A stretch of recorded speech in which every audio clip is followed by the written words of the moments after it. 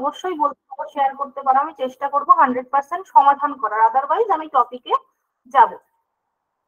তো আজকে আমি যেটা তোমাদের সামনে রিপ্রেজেন্ট করতে চলেছি সেটা হচ্ছে একটা ডেভেলপমেন্টাল থিওরি, ভীষণ ইজি একটা থিওরি। যেটা বললাম প্রথম দিন, বেশি জটিলের দিকে যাব না, একটু ইজিয়েস্ট ওয়েতে যদি বোঝাতে পারি সেটাই চেষ্টা করব। তো আজকে আমি ডেভেলপমেন্টের একটা থিওরি তোমাদের সামনে আলোচনা করতে চলেছি, ঠিক আছে? আমি আশা রাখছি স্ক্রিনটা সবার কাছে ভিজিবল, প্রপারলি একটু স্ক্রিনে ফোকাস করবে। আচ্ছা, আমাদের খুব গুরুত্বপূর্ণ একটা টপিক হচ্ছে ডেভেলপমেন্ট। সিডিপি পড়ার ক্ষেত্রে তোমরা যদি সিলেবাস, আশা করি প্রত্যেকের কম বেশি ধারণা আছে, যদি নাও থাকে চিন্তার কিচ্ছু নেই, আমি পরবর্তী ক্লাসগুলোতে অবশ্যই সিলেবাসের ডিসকাশনেও যাব, ডিটেলে সিলেবাসটা বলে দেবো। এবং আমি প্রত্যেককে বলি টপিক পড়ার আগে সিলেবাসের ধারণা স্বচ্ছ রাখতে হবে, কারণ যদি সিলেবাসের ধারণা স্বচ্ছ না থাকে তুমি যত টপিকই পড়ে নাও তুমি আইডেন্টিফাই করতে পারবে না, ম্যাম এটা সিলেবাসে ছিল। এরকম বহু প্রশ্ন আমি ফেস করেছি গত বেশ কয়েক ক্লাসে আর কি। তো সেই কারণে আমি বলবো প্রত্যেককে টপিক তো পড়তেই হবে, তার আগে সিলেবাসের স্বচ্ছ ধারণা যেন প্রত্যেকের মধ্যে থাকে। এবং যদি ধারণা নাও থাকে চিন্তার কিছু নেই, আমি আসি ধারণা দেওয়ার জন্য। অবশ্যই সিলেবাস সংক্রান্ত একটা বিস্তারিত আলোচনা আমি করব। তো আজকে আমি সেই সিলেবাস থেকে বেছে নিয়েছি একটা টপিক যেটা ভীষণ ভাবে ইম্পর্টেন্ট একটা টপিক, সেটা হচ্ছে ডেভেলপমেন্ট। এবং তোমরা জানো যে প্রিভিয়াস যে দুটো টেট আমরা দেখেছি সেখানে কিন্তু ডেভেলপমেন্ট থেকে থিওরি ছিল। থিওরি শুধু বলবো না, ডেভেলপমেন্ট টপিকটাই ছিল, এবং এখান থেকে একটা বিরাট জায়গা প্রশ্ন আসার এটা। তো আমি ডেভেলপমেন্ট এবং লার্নিং এই বিষয়গুলোর উপর ভীষণভাবে গুরুত্ব দিই।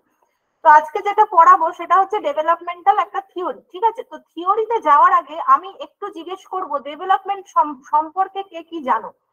ডেভেলপমেন্ট বা বিকাশ কে আমার বলতে পারবে একটু ছোট্ট করে সুন্দর করে গুছিয়ে? কেউ বলতে পারবে?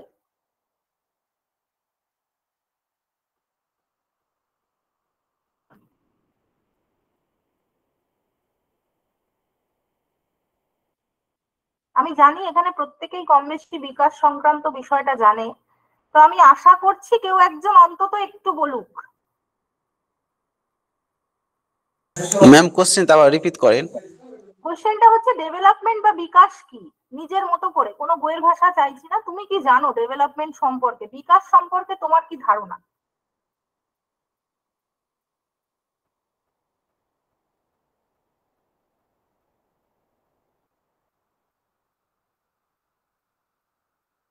যা কারোর ধারণা নেই, হতাশ হলাম আমি। যাই হোক, বিকাশ হচ্ছে হ্যাঁ জগত পরিবর্তন, এটা একটা মানুষের শরীরে জীবনব্যাপী প্রক্রিয়া চলতে থাকে আর কি, হ্যাঁ যেটাকে একদম পরিমাপ করা যায় না। একদম আমি এটুকুই জানতে চেয়েছি, অনেক কিছু জানতে তো চাইনি। আচ্ছা, আমি বিকাশের একটা তত্ত্ব তোমাদের সামনে উপস্থাপন করব অবশ্যই, কিন্তু তার আগে একটু ছোট্ট করে বিকাশটা আমি বলে দেবো।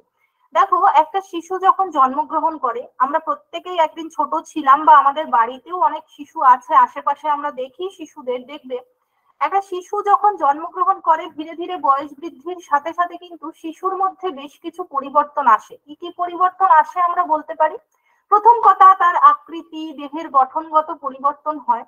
এবং শুধু আকৃতি গঠনগত পরিবর্তন আসে তা নয়, শিশুর ম্যাচিউরিটি আসে ধীরে ধীরে বয়স বাড়ার সাথে সাথে। এবং যে কোনো কাজ করার যে দক্ষতা, আমরা কিন্তু দৈনন্দিন জীবনে একাধিক কাজ সম্পাদন করি, একাধিক কর্ম সম্পাদন করি।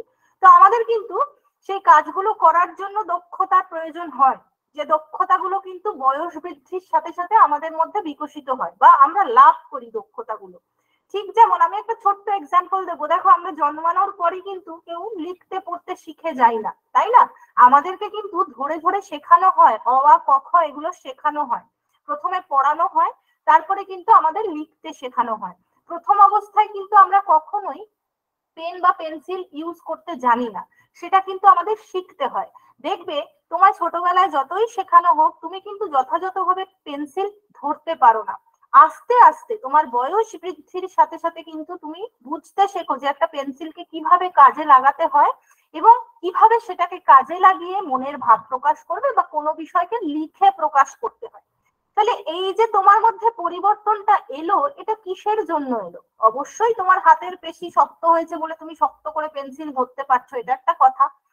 তার সাথে সাথে তোমার কিন্তু দক্ষতার পরিবর্তন আসছে, যে কোনো কর্ম সম্পাদনের দক্ষতা। ছোটবেলায় আমরা কিন্তু কেউই যখন স্কুলে যাই বা ধরো পড়তে বসি, নিজেদের বই খাতাগুলো ঠিক করে গুছিয়ে নিতে পারি না। ধীরে ধীরে বয়স বাড়ার সাথে সাথে দেখবে আমরা স্কুলের রুটিন অনুযায়ী ব্যাগে বই খাতাগুলো ভরে স্কুলে যেতে পারি। এই যে বিষয়গুলো তুমি শিখছো, কিসের জন্য শিখছো বলতো? তোমার মধ্যে কিন্তু বিকাশ হচ্ছে, অর্থাৎ তুমি যে কাজগুলো একসময় পারতে না, আস্তে আস্তে কিন্তু সেই কাজগুলো করতে তুমি শিখছো, তোমার মধ্যে দক্ষতা বাড়ছে। আমরা অনেকেই ছোটবেলায় আঁকা শিখতে ভর্তি হই। তুমি প্রথম যখন আঁকা শিখতে ভর্তি হও, জেনারেলি তোমাকে কি শেখানো হয়? একটা স্ট্রেট লাইন শেখানো হয় বা একটা ফিগার আঁকা শেখানো হয়।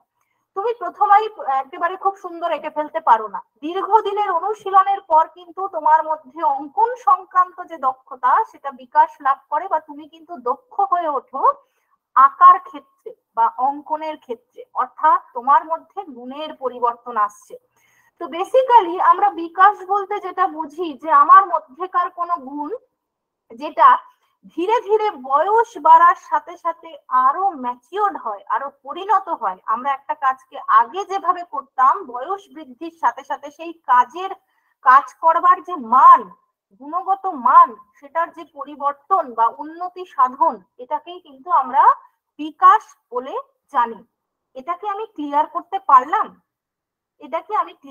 পারলাম? একটু রেসপন্স করবে, হ্যান্ড রেজ করলেই হবে। আচ্ছা, তাহলে আমরা বিকাশ বলতে কি বুঝি? খুব ছোট্ট ভাবে বললে আমরা বলতে পারি বিকাশ হচ্ছে আমাদের গুণগত পরিবর্তন। ঠিক আছে, বিকাশ মানে হচ্ছে আমার মধ্যেকার কোনো গুণের পরিবর্তন। গুণ, এই কথাটুকু মনে রাখতে হবে যে আমার মধ্যেকার কোনো গুণ যেটা বয়স বাড়ার সাথে সাথে আরো উন্নত হচ্ছে, এই উন্নতিকরণটিকেই আমরা বলছি বিকাশ। এইবার এই বিকাশকে কি আমরা পরিমাপ করতে পারি? মানে আমরা কি বলতে পারি যে তুমি আগে এত পার্সেন্ট, মানে অ্যাকচুয়ালি আমরা বলি পার্সেন্টেজে বলি এর মধ্যে এত পার্সেন্ট পরিবর্তন হয়েছে, অ্যাকিউরেটলি কিন্তু দেখবে আমরা সংখ্যা দ্বারা বিকাশকে বোঝাতে পারি না। হয়তো বোঝার সুবিধার্থে আমরা বলি কারোর মধ্যে 90% চেঞ্জ এসছে, 20% চেঞ্জ এসছে। অ্যাকচুয়ালি দেখবে আমরা কিন্তু সংখ্যা দ্বারা বিকাশকে মাপতে পারি না। পাতি বাংলায় বললে আমরা কিন্তু এটা মেপে বলতে পারি না যে কতটা পরিবর্তন এক্স্যাক্টলি এসছে। তাহলে আমরা কি করে বুঝি যে কার মধ্যে কতটা পরিবর্তন এলো? বিকাশ বিষয়টা কিন্তু আমরা সম্পূর্ণভাবে অনুভব করতে পারি, পর্যবেক্ষণ করতে পারি। এখন তোমার কোনো ছাত্র বা ছাত্রী যার মধ্যে গুণগত পরিবর্তন আসছে, তুমি কিন্তু সেই পরিবর্তনটাকে মেপে বলতে পারবে না যে আমার ছাত্র বা ছাত্রীটির মধ্যে এই পরিবর্তনটা এত পরিমাণে এসছে।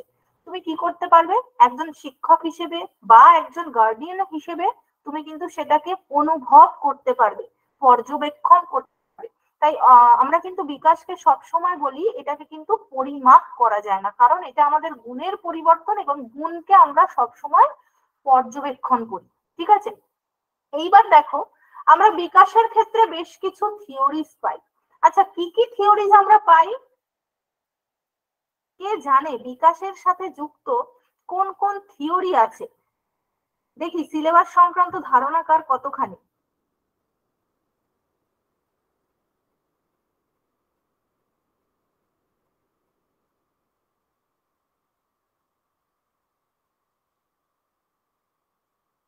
কি বলতে আমরা এখানে কি বোঝাতে চাইছি? দেখো, যে কোনো বিষয়কেই নানা জনের মতো করে ব্যক্ত করেন। আমাদের প্রত্যেকের নিজস্ব মতামত আলাদা, ভিন্ন ভিন্ন মতামতের অধিকারী আমরা। তো সেরকম ভাবে আমরা যেমন যে কোনো বিষয়কে বিভিন্ন ভাবে ব্যক্ত করি, একইভাবে বিভিন্ন মনোবিদগণও কিন্তু বিভিন্ন বিষয়কে বিভিন্ন ভাবে ব্যক্ত করেছেন। এবং সেই যে ব্যক্তকরণের ক্ষেত্রটা বিভিন্ন জন যে বিভিন্ন ভাবে ব্যক্ত করেছেন, তাদের সেই ক্ষেত্রগুলোকেই আমরা তত্ত্ব হিসেবে পড়ে থাকি এই চাইল্ড ডেভেলপমেন্ট এবং পেডাগজিতে বা সাইকোলজিতে।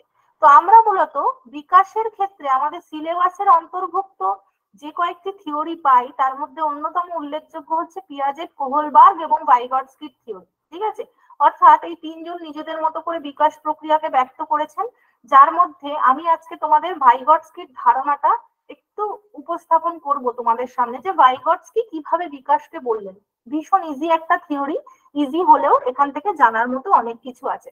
তো আমরা জেনে আসলাম বিকাশ হচ্ছে গুণগত পরিবর্তন। তো দেখো ভাইগটস্কি তার মতো করে কিভাবে বলছেন বিকাশ বিষয়টা কি। তো ভাইগটস্কির তত্ত্বকে আমরা মূলত বলে থাকি সামাজিক সাংস্কৃতিক তত্ত্ব। Socio cultural theory. ডেভেলপমেন্টের ক্ষেত্রে ভাইগটস্কির তত্ত্বটি মূলত আমাদের কাছে যে নামে পরিচিত সেটা হচ্ছে সামাজিক সাংস্কৃতিক তত্ত্ব বা সোশিও কালচারাল থিওরি।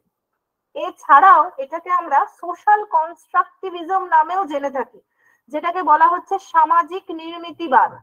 কেন এরকম নামকরণ হলো, কেন এখানে সামাজিক সাংস্কৃতিক কথাটা ব্যবহার করা হচ্ছে সেটাও জানার বিষয়।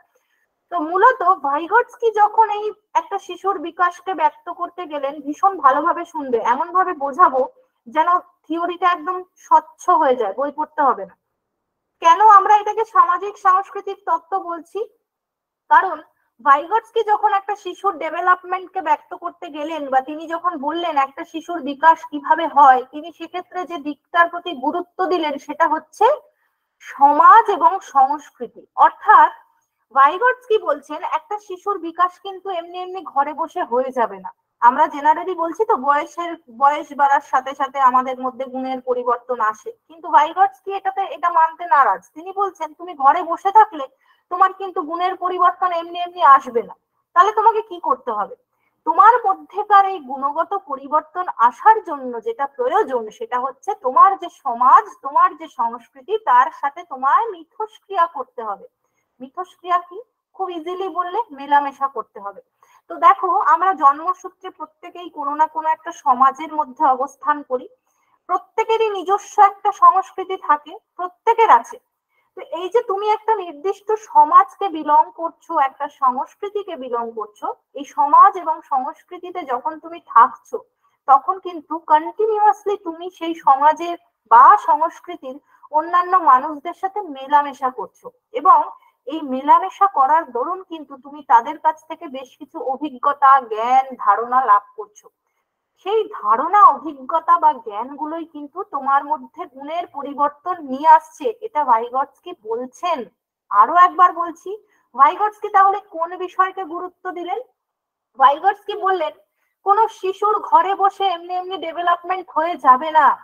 ভাইগটস্কির মতে আমাদের ডেভেলপমেন্ট হওয়ার জন্য কি দরকার? আমাদের ডেভেলপমেন্ট হওয়ার জন্য দরকার সমাজের সাথে মিথস্ক্রিয়া, এবং সমাজ মানেই সেখানে কিন্তু সংস্কৃতি থাকবেই। সংস্কৃতিবিহীন সমাজ কিন্তু হয় না। তো আমরা যে সমাজ বা সংস্কৃতিতে বাস করছি সেই সমাজ বা সংস্কৃতির মানুষজনের সাথে আমরা মেলামেশা করছি, এবং সেই মেলামেশা করার দরুন আমরা যে ধারণা বা অভিজ্ঞতা, জ্ঞান লাভ করছি তার মাধ্যমে কিন্তু আমাদের মধ্যে গুণের পরিবর্তন আসছে, এটা ভাইগটস্কি বলছেন। এইবার তুমি তো সমাজে মেলামেশা করছো, তুমি সমাজে সংস্কৃতিকে জানছো, কিন্তু জানবে কিভাবে? একটা মাধ্যম চাইতো। তো এই যে আমরা সমাজে মেলামেশা করছি, সংস্কৃতিকে জানছি, এই সমাজে মেলামেশা করা বা সংস্কৃতিকে জানার জন্য যে মাধ্যম হিসেবে আমরা কি ব্যবহার করছি? মাধ্যম হিসেবে আমরা ব্যবহার করছি কিন্তু ভাষাকে। একদম শম্পা, আমরা কিন্তু মাধ্যম হিসেবে ব্যবহার করছি ভাষা। জানো, ভাষা ছাড়া কিন্তু আমরা কারোর সাথে মেলামেশা করতে পারবো না, কারণ ভাষা হচ্ছে আমাদের মিথস্ক্রিয়ার অন্যতম মাধ্যম। আমাদের যদি ভাষাই না থাকে তাহলে কিন্তু আমরা কারোর সাথে মেলামেশা করতে পারবো না, কারণ আমরা নিজের মনের ভাব বোঝাতে পারবো না, এবং একই সাথে যে আমাদের সাথে মেলামেশা করছে সেই ব্যক্তির মনের ভাবকেও কিন্তু আমরা বুঝে উঠতে পারবো না। তাহলে ভাষা কিন্তু অবশ্যই দরকার, ভাষা ছাড়া কিন্তু মিথস্ক্রিয়া সম্ভব নয়। তাহলে আমরা এখান থেকে কি জানতে পারলাম? ভাইগটস্কি কি বলছেন? ভাইগটস্কি বলছেন সমাজে আমরা যে সমাজেই জন্মগ্রহণ করি না কেন বা যে সমাজে থাকি না কেন, সেই সমাজ সংস্কৃতিতে আমরা যখন মিথস্ক্রিয়া করি ভাষার মাধ্যমে, তখনই কিন্তু আমাদের বিকাশ হয়। তাহলে এখান থেকে আমরা কি কি বুঝতে পারলাম? এখান থেকে আমরা বুঝতে পারলাম ভাইগটস্কি মূলত ডেভেলপমেন্টের ক্ষেত্রে তিনটে বিষয়ের উপর গুরুত্ব দিয়েছেন। সেটা হচ্ছে আমাদের সমাজ, আমাদের সংস্কৃতি এবং আমাদের ভাষা। এই তিনটে বিষয় যদি অনুপস্থিত থাকে, তিনটে বিষয়ের কোনো একটিও যদি অনুপস্থিত থাকে, তাহলে কিন্তু আমাদের ডেভেলপমেন্ট হবে না।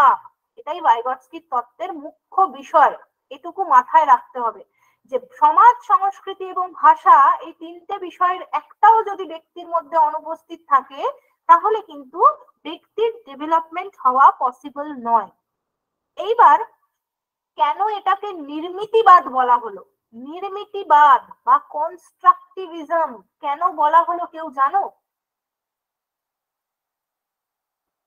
নির্মিতিবাদ বা কনস্ট্রাকটিভিজম কেন বলা হলো? কেউ রেসপন্স করো না কেন? যা জানো বলো না, যে যেটুকু জানো বলো না।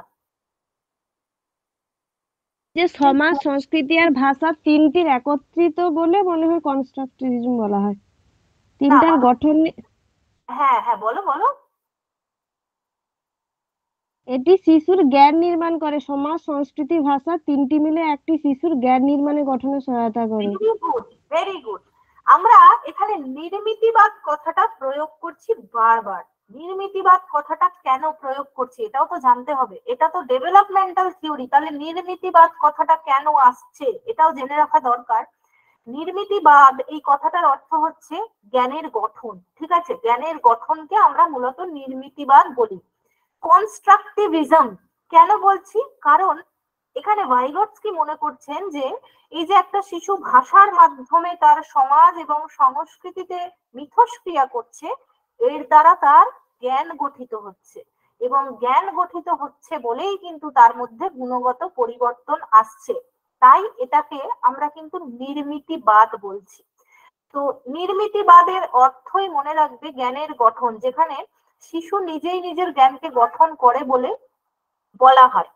তো এখানে যেহেতু আমরা সমাজ, সংস্কৃতি এবং ভাষা এই তিনটের উপর গুরুত্ব দিচ্ছি, এবং ভাইগটস্কি বলছেন এই তিনটের মাধ্যমে কিন্তু শিশুর জ্ঞান গঠিত হয়, যে জ্ঞান তার মধ্যে গুণগত পরিবর্তন নিয়ে আসে, তাই জন্য কিন্তু এই তত্ত্বটির সাথে নির্মিতিবাদ কথাটা জড়িয়ে আছে। ঠিক আছে, তাহলে এখান থেকে আমরা দুটো বিষয় জানতে পারলাম, যে শিশুরা নিজে নিজের জ্ঞান গঠন করে কিসের মাধ্যমে?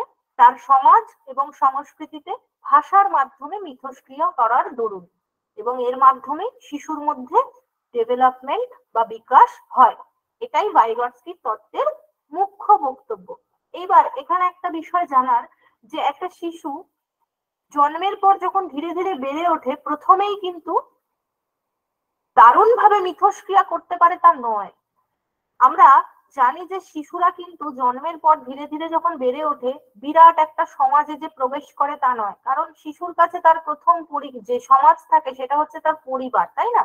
শিশু কিন্তু বৃহত্তর সমাজে অংশগ্রহণ করে না। শিশু কিন্তু প্রথমে তার পরিবারের সাথে মিথস্ক্রিয়া করে এবং ধীরে ধীরে সে বৃহত্তর সমাজে অগ্রসর হয়। তো এই যে শিশুর যে জ্ঞান গঠনের প্রক্রিয়া, সেটা কিভাবে তৈরি হয় বলতো? এটা তৈরি হয় কিন্তু প্রাজ্ঞ ব্যক্তিদের সঙ্গে আলোচনার মাধ্যমে। প্রাজ্ঞ ব্যক্তি কারা? যারা আমাদের থেকে বয়সে বড়, যারা আমাদের থেকে একটু বেশি জ্ঞানের অধিকারী, তাদেরকে কিন্তু আমরা বলি প্রাজ্ঞ ব্যক্তি। তো শিশুর মধ্যে এই যে ডেভেলপমেন্টাল প্রসেস বা জ্ঞান গঠনের সূত্রপাত, এটা শুরু হয় কিন্তু প্রাজ্ঞ ব্যক্তিদের মাধ্যমে। প্রাজ্ঞ ব্যক্তির সংস্পর্শে শিশু আসে। যেমন আমরা যখন ছোট থাকি, দেখবে আমাদের পরিবারে যারা গুরুজন আছেন, তাদের দেখানো পথ কিন্তু আমরা অনুসরণ করি, বা তারাই কিন্তু আমাদের শিখিয়ে দেন যে কিভাবে চলতে হয়, কিভাবে কথা বলতে হয়, কি করা উচিত কি করা উচিত নয়। আমাদের থেকে বয়সে বড় যারা, তারা শেখায়। পরবর্তীকালে আমরা যখন পরিবারের বাইরে বৃহত্তর সমাজে যাই, সেখানেও আমরা কি করি? আমাদের যারা গুরুজন আছেন, বয়সে বড় আছেন, তাদেরকে আমরা রেসপেক্ট করি, তাদের কথা আদর্শ মেনে চলি। তো এই যে প্রাজ্ঞ ব্যক্তি, এদের থেকেই কিন্তু আমরা এই মিথস্ক্রিয়াটা ভালো করে করতে শিখি, বা এদের থেকেই কিন্তু সমাজে কিভাবে আমি চলবো বা আমার মধ্যে কতখানি গুণ বা দক্ষতার পরিবর্তন আনা প্রয়োজন, এটা আমরা শিখতে পারি। তো এক্ষেত্রে প্রাজ্ঞ ব্যক্তিদের উপরেও কিন্তু গুরুত্ব দেওয়া হয়েছে। তাহলে এখান থেকে আমরা বলতে পারি, এইটুকু আলোচনার পর আমরা কি বলতে পারি, যে ভাইগটস্কির এই যে তত্ত্ব, সেখানে তিনটে বিষয়ের উপর গুরুত্ব দিলাম। একটা হচ্ছে সামাজিক মিথস্ক্রিয়া, একটা ভাষা এবং সংস্কৃতি। তো এখানে ভাষা সংস্কৃতি কি সেটা আলাদাভাবে তোমাদের বলার কিচ্ছু নেই। এখানে আমি একটু ফোকাস করতে বলবো একটা চার্টে। এই চার্টটা একটু ভালো করে দেখতে হবে, যেখানে বলা হচ্ছে কগনিটিভ ডেভেলপমেন্ট। এখানে আমরা একটা অ্যাসপেক্ট পাচ্ছি, কগনিটিভ ডেভেলপমেন্ট, বা যেটাকে আমরা বলছি জ্ঞানমূলক বিকাশ। ঠিক আছে, কগনিটিভ ডেভেলপমেন্ট বা জ্ঞানমূলক বিকাশ, এই বিষয়টা কার সাথে জড়িত আমি সেখানে আর যাচ্ছি না এই মুহূর্তে।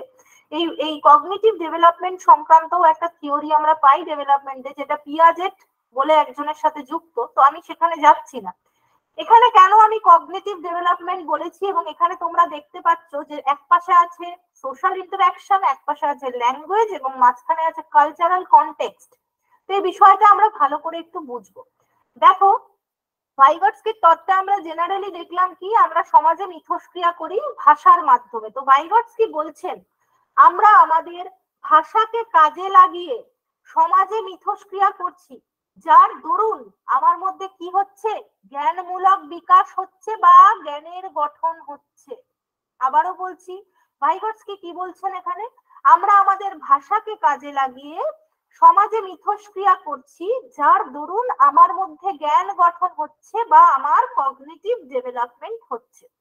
এইবার কেন আমি কালচারাল কনটেক্সটকে নিচে দিলাম, কেন দিলাম, কারণ তুমি যখনই ভাষার মাধ্যমে সোশ্যালি ইন্টারঅ্যাক্ট করবে, অটোমেটিক তুমি সেই সমাজের কালচারকে গ্রহণ করে নিতে পারবে।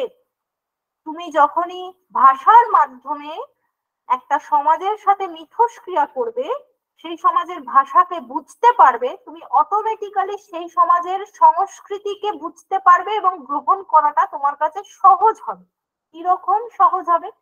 এখন ধরো আমি বিদেশে ঘুরতে গেলাম, আমি সেখানকার ভাষা জানি না, আমি সেখানে ভাষা বুঝতে পারি না, আমি জানিও না, বলতেও পারি না, তাহলে আমি কিন্তু সেখানকার মানুষজনের সাথে ইন্টারঅ্যাক্ট করতে পারবো না, মেলামেশা করতে পারবো না, কারণ আমি ভাষা জানি না। ভাষার মাধ্যমেই তো আমি কথাবার্তা বলবো, মনের ভাব প্রকাশ করবো, বা তারা আমায় কি বলছে সেটা বুঝতে পারবো।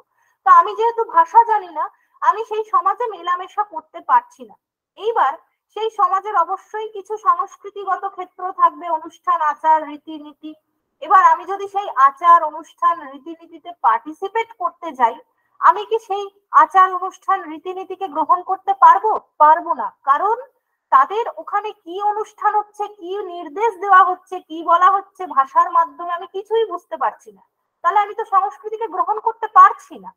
কিন্তু আমি যদি সেই অঞ্চলের বা সেই শহরের বা সেই দেশের ভাষাকে জানি, তাহলে কিন্তু অটোমেটিক সেখানকার সংস্কৃতি কিরকম সেটা আমি বুঝতে পারছি, কারণ আমি মানুষের সাথে ইন্টারঅ্যাক্ট করছি, তাদের থেকে জানতে পারছি যে তাদের এই রিচুয়ালসটা কিরকম হয়, কি কি হয় সেখানে, এগুলো আমি জানতে পারছি। তাহলে অটোমেটিক আমি কিন্তু তাদের কালচারের সাথে মিথস্ক্রিয়া করতে পারছি। যতক্ষণ আমি ভাষা জানতে পারবো না, ততক্ষণ কিন্তু আমি সেই সমাজের সংস্কৃতিকে গ্রহণ করতে পারবো না। তাহলে আমি যখনই ভাষার মাধ্যমে সোশ্যালি ইন্টারঅ্যাক্ট করতে পারবো, অটোমেটিক্যালি কিন্তু আমি কালচারাল কনটেক্সটকে গ্রহণ করতে পারবো, বুঝতে পারবো, শিখতে পারবো। যতক্ষণ ভাষা জানবো না, ইন্টারঅ্যাকশনও করতে পারবো না, কালচার তো দূরের কথা, কালচার বোঝা তো অনেক দূরের কথা। এইটাই কিন্তু এখানে আমি দেখিয়েছি যে ভাষার মাধ্যমে, সোশ্যাল ইন্টারাকশনের মাধ্যমে আমরা জ্ঞান গঠন করি, এবং যখনই ভাষার মাধ্যমে মিথস্ক্রিয়ার দরুন আমাদের জ্ঞান গঠিত হয়, অটোমেটিক্যালি কিন্তু আমি সেই সমাজের কালচারকে গ্রহণ করতে পারি।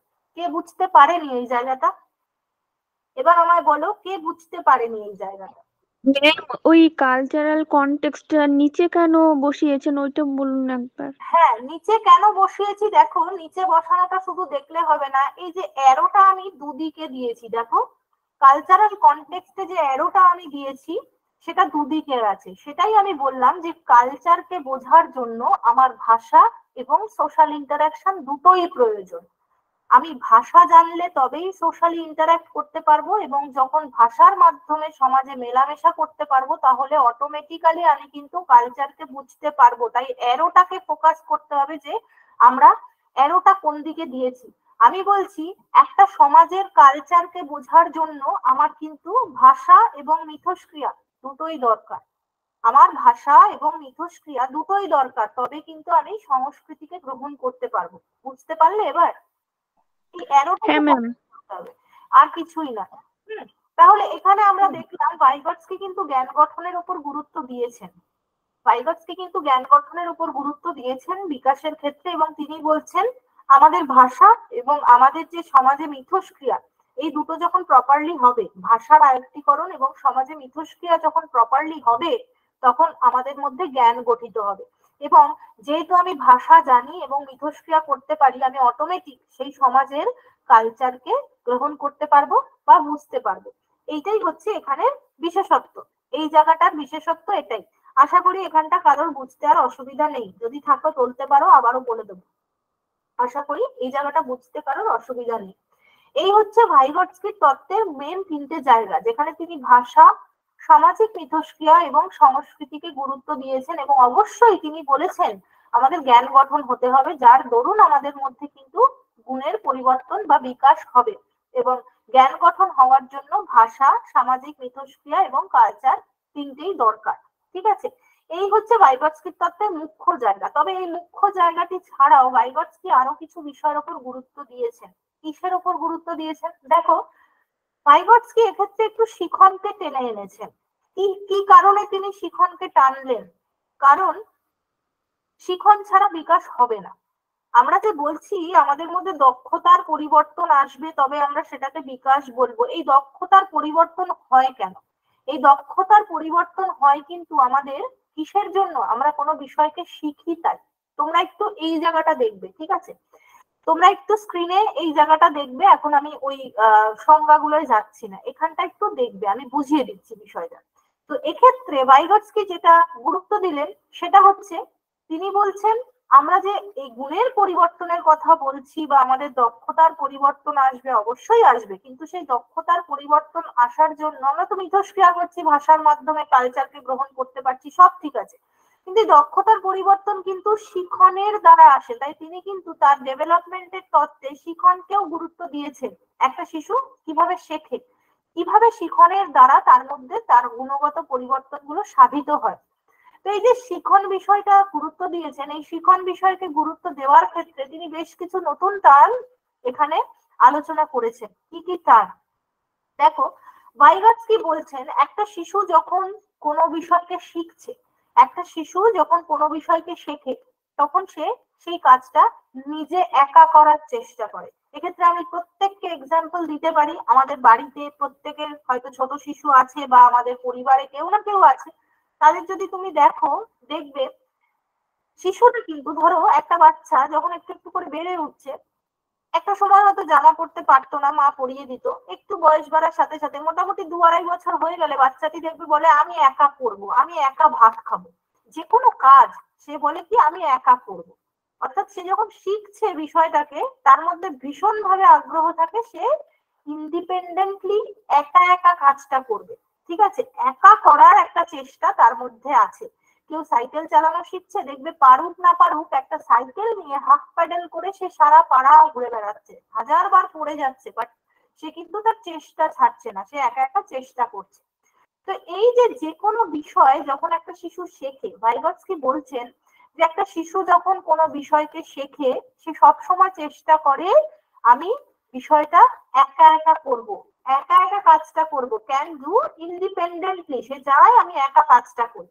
কিন্তু যথারীতি সে ফেল হয়ে যায়, ফেলিওর আসে তার সামনে। সে যেহেতু শিশু তাই সে কিন্তু একা পারে না।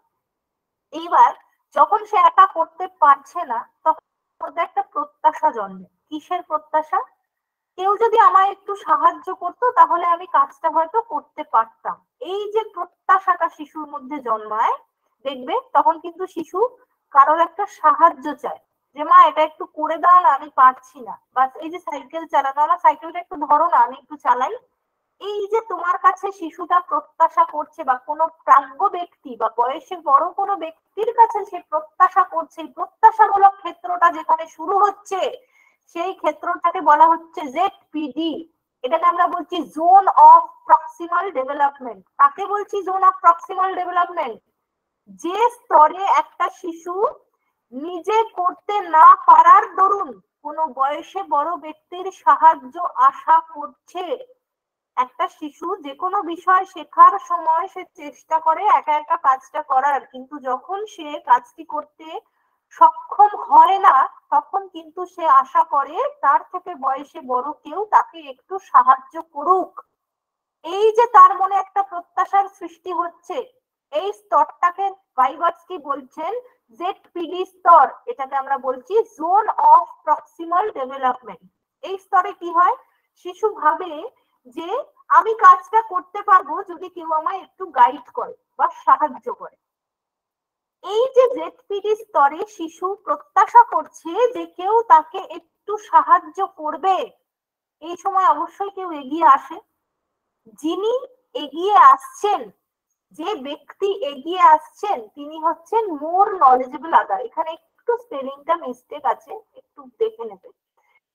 যিনি সাহায্য করছেন তাকে আমরা বলছি MKO বা মোর নলেজেবল আদার। এখন একটা বাচ্চা ধরো সাইকেল চালাচ্ছে, চেষ্টা করলো নিজে নিজে চালানোর, পারছে না, তখন সে তার দাদা বা দিদিকে বলছে একটু আমার সাইকেলটা ধরে দিবি, আমি একটু চালাতে পারি কিনা দেখবো।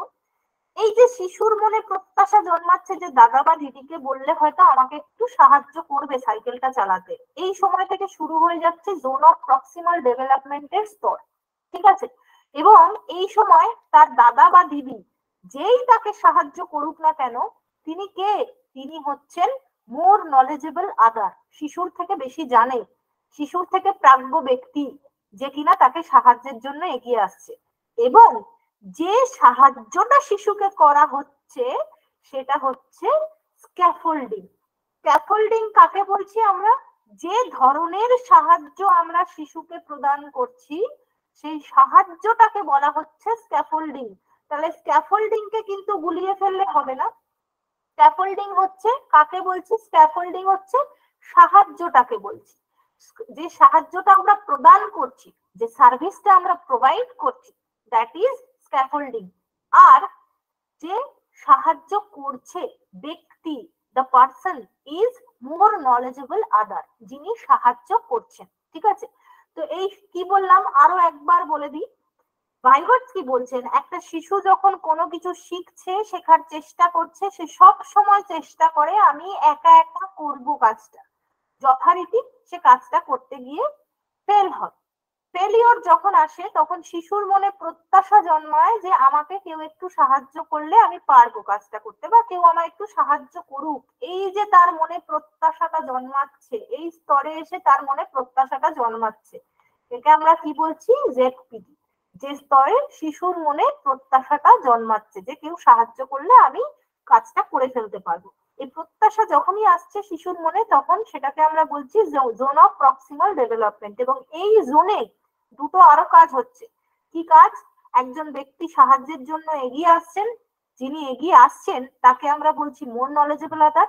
আর ব্যক্তি যে সাহায্যটা প্রোভাইড করছে, যে সাহায্যটা প্রোভাইড করছে, অর্থাৎ ধরো সাইকেল চালানোর ক্ষেত্রে এই যে তুমি সাইকেলটা একটু ধরে দিচ্ছ, সাঁতার কাটার ক্ষেত্রে তুমি একটু সাঁতার কাটা সাহায্য করার জন্য তার বডিটাকে একটু ধরে রাখছো, বা কেউ ধরো বই গোছাতে পারছে না, তুমি একটু গুছিয়ে দিলে, এই যে সাহায্যটা তুমি করে দিচ্ছ, এটা হচ্ছে তুমি স্ক্যাফোল্ডিং করছো।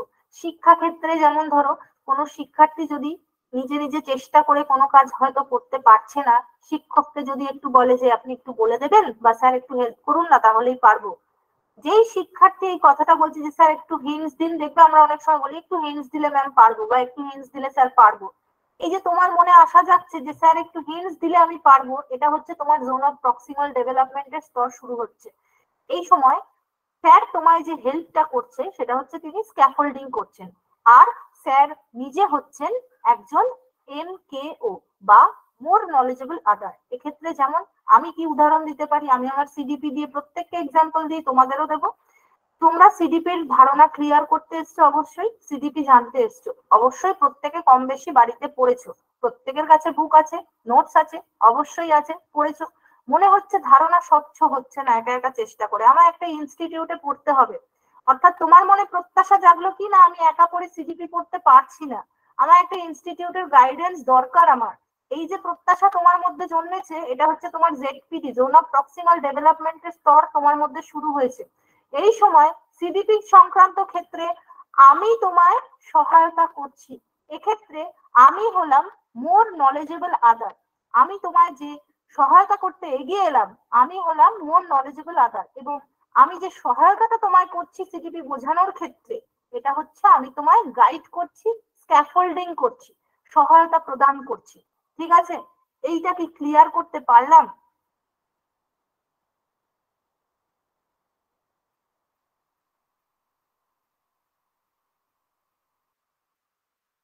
আচ্ছা, ক্লিয়ার হয়েছে। এইবার আমরা তো জেডপিডি স্তর বললাম, এইবার ভাইগটস্কি কিন্তু শিখনের ক্ষেত্রে শুধু জেডপিডি স্তর বলে ছেড়ে দেননি। এখানে দেখো একটা স্তরের কথা আমি উল্লেখ করেছি, কান do even if guided. Vygotsky বলছেন যে সব শিশু যে তুমি গাইড করলেই করতে পারবে এমনটা নয়, তোমরা অনেকেই হয়তো পড়ানো প্রফেশনের সাথে অলরেডি যুক্ত, অনেকে স্কুলে পড়াও, অনেকে টিউশনস পড়াও। দেখবে আমরা অনেক ছেলে মেয়ে এমন পাই যাদেরকে তুমি যতই গাইড করো, যতই বোঝাও, যতই মারো, বকো, বোঝাও, বারবার বোঝাও, তার দ্বারা কিছুতেই হচ্ছে না। জেনারেলি আমরা তাকে কি বলি? গরু, গাধা, তোর দ্বারা হবে না। আমরা এই কথাগুলো বলি তাদের ক্ষেত্রে, প্রত্যেকে বলি, ধৈর্য খারাপ হলে প্রত্যেকে বলি তোর দ্বারা পড়াশোনা হবে না, ঠিক করতে আসিস, ঘুরতে আসিস, তোর সম্ভব না, তোর কোনোদিন হবে না, তোর ভবিষ্যৎ অন্ধকার, এই কথাগুলো আমরা বলি। তো সেই সব শিশুদের কথা কিন্তু বাইরওয়ার্ডসকে বাদ দেন। তিনি বলছেন শিক্ষণের একটা স্তর আছে যেখানে এসব শিশুদের অবস্থান, সেটা হচ্ছে জেডপিডি স্তরের পরবর্তী স্তর। এবং এইসব শিশুরা তুমি যতই গাইড করো তারা কিন্তু কখনোই শিখতে সক্ষম নয়। কেন সক্ষম নয়? আমরা যখন কারণ খুঁজি না, আমরা তাদেরকে বলি গরু, গাধা, তোর দ্বারা হবে না, বেরিয়ে যা আমার ক্লাস থেকে। কিন্তু কেন সে শিখতে পারছে না সেটা আমরা খুঁজতে কি যাই? না, কখনো যাই না। এই যে যারা শিখতে পারে না, তোমার গাইডেন্স দেওয়া সত্ত্বেও যারা শিখতে পারছে না, তাহলে বুঝতে হবে সেই শিশুটির অবশ্যই কোনো ধরনের অক্ষমতা আছে। কি ধরনের অক্ষমতা? শিখনজনিত অক্ষমতা। অর্থাৎ বাইরওয়ার্ডসকে প্রদত্ত যে শিখনের স্তর আমরা পাচ্ছি, সেখানে জেডপিডি স্তর অবধি প্রত্যেক শিশু শিখতে পারে, কিন্তু এর বাইরেও আরেকটা স্তরের কথা বাইরওয়ার্ডসকে বলেছেন, যে স্তরে এমন কিছু শিশুদের অবস্থান, এই যে স্তরটা দেখতে পাচ্ছ, এই স্তরে এমন কিছু শিশুদের অবস্থান যাদেরকে তুমি হাজার চেষ্টা করলেও শেখাতে পারো না। এবং তাদেরকে আমরা কেন শিখতে পারছে না তারা, এটা খুঁজতে যাই না। মনে রাখতে হবে শিখনের যে কোনো ক্ষেত্রে, যে কোনো বিষয় শিখনের ক্ষেত্রে এমন কিছু শিক্ষার্থী থাকে যাদেরকে কিন্তু হাজার গাইড করলেও তারা শিখতে পারে না, এবং তার অন্যতম কারণ হচ্ছে তাদের শিখনজনিত অক্ষমতা। তো শিখন অক্ষমতা শিশুরা কিন্তু এই স্তরে অবস্থান করছে। যাদের কোনো না কোনো ধরনের শিখনে অক্ষমতা আছে, তারা কিন্তু এই স্তরে অবস্থান করছে। অর্থাৎ তাদের অক্ষমতা দরুন তাদেরকে তুমি যতই গাইড করো তারা কিন্তু শিখতে পারে না। এবার অনেকে আমরা জিজ্ঞেস করবে, ম্যাম এই স্তরটার কি কোনো নাম নেই? না, বাইরওয়ার্ডস কিন্তু এই স্তরের পৃথক কোনো নামকরণ করেননি। তিনি শুধু এটুকুই বলেছেন যে শিক্ষণের ক্ষেত্রে জেডপিডি স্তরে অবস্থানরত শিশুরা গাইডেন্স পেলে শিখতে সক্ষম, কিন্তু তার বাইরেও আরো একটি স্তর আছে বা আরো কিছু শিশুর অবস্থান আছে যারা হাজার গাইডেন্স এর পরেও কিন্তু শিখতে পারে না। এই সকল শিশুদেরকেই বাইরওয়ার্ডসকি এই স্তরে রেখেছেন, এবং এই শিশুদেরকে কিন্তু আমরা বলছি শিখনে অক্ষম শিশু। এগুলো সকলের কাছে ক্লিয়ার? আচ্ছা, কারোর যদি মনে হয় আমার ক্লাসটা ভীষণ বোর লাগছে, অবশ্যই জানাবে, ঠিক আছে? আমি কিন্তু আমার স্টুডেন্টদের সাথে একদম ওপেনলি ডিসকাস করি। যদি কারোর মনে হয় আমার ক্লাসটা ভালো লাগছে না, বোর লাগছে, বা টপিকটা আমার ভালো লাগছে না, কঠিন লাগছে, একদম ওপেনলি জানাবে, কোনো অসুবিধা নেই, ঠিক আছে? চেষ্টা করবো আরো ভালোভাবে বলতে। যদি কারো মনে হয় এই জায়গাটা অসুবিধা, বলতে পারো। এখানটা যদি ধারণা স্বচ্ছ হয়ে যায়, বাইরওয়ার্ডসকি তত্ত্ব থেকে ডেভেলপমেন্টে আর কিচ্ছু হাতি ভরা প্রশ্ন তোমায় দেবে না, দেওয়ার মতো জায়গা নেই। বাইরওয়ার্ডসকি তত্ত্বের এই পোর্শনটা যদি কারোর কাছে ক্লিয়ার হয়, জেনারেলি এই পোর্শন সবাইকে বুঝিয়ে ফেলে, স্ক্যাফোল্ডিং এবং এমকেও জেডপিডি এই বিষয়টা গন্ডগোল করে ফেলে। যদি আমার কাছে এই ধারণাটা স্বচ্ছ হয়ে যায়, তাহলে কিন্তু বাইরওয়ার্ডসকি কোনো হাতি ঘোড়া নয়, কোনো হাতি ঘোড়া বিষয় না। এখান থেকে কোনো টাফ আর কিছু দেওয়ার মতো নেই। বোঝা গেছে সকলের? আচ্ছা, হ্যাঁ ম্যাম। আচ্ছা, এবার আসবো পরবর্তী ধাপ। পরবর্তী ধাপ বলতে কি, আমরা দেখলাম বাইরওয়ার্ডসকে ভাষার উপর ভীষণভাবে গুরুত্ব দিয়েছে, ঠিক আছে? বাইরওয়ার্ডসকি কিন্তু ভাষার উপর গুরুত্ব দিয়েছেন, এবং সেটাই স্বাভাবিক, কারণ তিনি সামাজিক মিথস্ক্রিয়ার উপর গুরুত্ব দিচ্ছেন, সামাজিক মিথস্ক্রিয়ার মাধ্যমে জ্ঞান গঠনের বিকাশের উপর গুরুত্ব দিচ্ছেন। তাহলে সেখানে ভাষাটা বিশেষভাবে গুরুত্বপূর্ণ। ভাষা ছাড়া এই কোনোটাই হবে না, না তো মিথস্ক্রিয়া হবে, না তো জ্ঞান গঠন হবে। তো বাইরওয়ার্ডসকি তার সত্ত্বে কিন্তু ভাষাকে বিশেষভাবে বর্ণনা করেছেন। এবং এটা মনে রাখবে, আমরা ডেভেলপমেন্টের ক্ষেত্রে সিলেবাসে যে কটা থিওরি পাই, পিয়াজেট, কোহলবার্গ, মানে বাইরওয়ার্ডসকি ব্যতীত পিয়াজেট এবং কোহলবার্গের যে থিওরি আমরা পাই, সেখানে কিন্তু ভাষাকে এভাবে বর্ণনা করা হয়নি। এখান থেকে অনেক সময় প্রশ্ন আমরা পেয়ে যাই যে বিকাশের ক্ষেত্রে কোন মনোবিদ ভাষাকে বিশেষভাবে গুরুত্ব দিয়েছেন। অবশ্যই মনে রাখতে হবে বাইরওয়ার্ডস, কারণ তিনি যেভাবে বিকাশের কথা বলেছেন সেখানে ভাষা না থাকলে কখনোই বিকাশ ঘটবে না। তো তো সেই কারণে ভাইগটস্কির থিওরিতেই কিন্তু আমরা অবশ্যই বিকাশের ক্ষেত্রে ভাইগটস্কির তত্ত্বে কিন্তু আমরা ভাষার উপর বিশেষ গুরুত্ব আরোপ করি। তো ভাষা বিকাশের ক্ষেত্রে ভাষাকে ব্যক্ত করতে গিয়ে ভাইগটস্কি 3 ধরনের ভাষার কথা বলেছেন, বা ভাইগটস্কি বলছেন একটা শিশুর মধ্যে ভাষার বিকাশ 3 ভাবে হয়। কি কি ভাবে হয়? Social speech. সোশ্যাল স্পিচ নিয়ে আলাদা করে বলার কিছু নেই। সোশ্যাল স্পিচ হচ্ছে আমাদের সামাজিক ক্ষেত্রে যে মিথস্ক্রিয়া আমরা করি, মানে জেনারেলি তুমি যেরকম কথাবার্তা বলো তোমার সমাজে মেলামেশা করার জন্য নর্মালি আমরা তো গ্রামার মেনে শুদ্ধভাবে একদম সুন্দর উচ্চারণে দেখবে আমরা নর্মালি কথা বলি। তো এই যে আমরা নর্মাল মানুষের সাথে যে কথোপকথন করি, আমার পরিবার, আমার বন্ধু বান্ধব, সমাজের যে কোনো স্তরের মানুষের সাথে যখন মেলামেশা করছি, সেই সময় আমরা যে ভাষার ব্যবহার করছি সেটাই হচ্ছে আমার সোশ্যাল স্পিচ। ঠিক আছে, তুমি সমাজের বিভিন্ন ক্ষেত্রে গিয়ে যেভাবে তোমার ভাষাকে প্রয়োগ করছো সেটা হচ্ছে তোমার সোশ্যাল স্পিচ। তাহলে এক্ষেত্রে আমরা কি বলছি, অন্য ব্যক্তিদের সঙ্গে কথা বলার জন্য আমরা জেনারেলি যে ভাষা ব্যবহার করছি সেটাই হচ্ছে আমার সোশ্যাল স্পিচ। এবং এই ভাষার যে বিকাশ, আমরা সোশ্যাল স্পিচ কখন থেকে শিখি বলতো? 2 বছর বয়স থেকে। যদিও কিছু শিশু 2 বছরের আগেই 1 সিলেবল ওয়ার্ড বলতে শিখে যায়, মানে জেনারেলি শিশু শিখে যায় মা বা মা এরকম 1 সিলেবল ওয়ার্ড বা 2 সিলেবল ওয়ার্ড বলতে কিন্তু শিশুরা শিখে যায়। 2 বছর বয়স থেকে সাউন্ড কেটে যাচ্ছে, সাউন্ড কেটে গেলে একটু লেকচার জয়েন করে নিতে পারো, মেবি নেটওয়ার্ক ইস্যু হতে পারে। আচ্ছা, তো জেনারেলি 2 বছর বয়স থেকে কিন্তু একটা শিশু সমাজে মিথস্ক্রিয়াকরণের জন্য প্রয়োজনীয় যে ভাষা সেটা শিখতে শুরু করে দেয়। এছাড়া সোশ্যাল স্কিল ছাড়া কি বলছেন, আমাদের ভাষার বিকাশ আরো 2 ভাবে হয়। কি কি ভাবে? একটা হচ্ছে প্রাইভেট স্পিচ আর একটা হচ্ছে silent inner speech. Private speech কাকে বলছেন ভাইগটস্কি? দেখবে শিশুরা অনেক সময় খেলা করে এবং খেলা করার দরুন তারা নিজের সাথে নিজে কথা বলে। ঠিক আছে, মানে নিজেই নিজেকে নির্দেশ দিচ্ছে, নিজেই কাজটা করছে। বিশেষভাবে দেখা যায় শিশুদের দেখবে টিচার খেলতে, সে নিজেই টিচার, নিজেই নিজেকে প্রশ্ন করছে, নিজেই উত্তর দিচ্ছে, এটা করতে হবে বা এটা করে নি তাড়াতাড়ি করে এই করবো, মানে নিজের সাথে নিজে যে ইন্টারাকশন করছে সেটা হচ্ছে শিশুর প্রাইভেট স্পিচ। সেটা হচ্ছে শিশুর প্রাইভেট স্পিচ। ঠিক আছে, অর্থাৎ একটা শিশু নিজের সাথে নিজে যে কথা বলছে সেটা হচ্ছে তার প্রাইভেট স্পিচ। এবং জেনারেলি 3 বছর বয়স থেকে কিন্তু শিশুদের মধ্যে এই টেন্ডেন্সি দেখতে পাওয়া যায় যে সে নিজের সাথে নিজে কথা বলে, অবশ্য খেলার ছলেই বলে, কিন্তু সে নিজের সাথে নিজে কথা বলে। এটা হচ্ছে প্রাইভেট। থার্ড হচ্ছে ম্যাম রিজয়েন করলাম তাও সাউন্ড কেটে যাচ্ছে, সমস্যা হচ্ছে। তাও কিছু করার নেই, নেটওয়ার্ক ইস্যু। আচ্ছা, বাকিটা কি শুনতে পাচ্ছো? ম্যাম আমারও পাচ্ছি ম্যাম। ম্যাম একটু প্রবলেম হচ্ছে, একটু কাটছে। হ্যাঁ ম্যাম, আমি জয়েন করলাম কিন্তু প্রবলেম হচ্ছে। নেটওয়ার্ক ইস্যু, আমার কিছু করার নেই, নেটওয়ার্ক ইস্যু। আচ্ছা, এবার আসছি সাইলেন্ট ইনার স্পিচে। সাইলেন্ট ইনার স্পিচে ভাইগটস্কি কি বলছেন, যে ভাষায় শিশু নিজের সঙ্গে নিজে মনে মনে কথা বলে, এটা হচ্ছে সাইলেন্ট ইনার স্পিচ। আচ্ছা, আমরা দেখছি প্রাইভেট স্পিচ আর সাইলেন্ট স্পিচে মিল আছে। কি মিল? আমরা দুটো ক্ষেত্রেই দেখছি শিশু নিজের সাথে নিজে কথা বলছে। তাহলে ডিফারেন্স কোথায়? ডিফারেন্স একটাই, প্রাইভেট স্পিচে যখন শিশু কথা বলে সেটা তার পাশের মানুষেরা শুনতে পায়।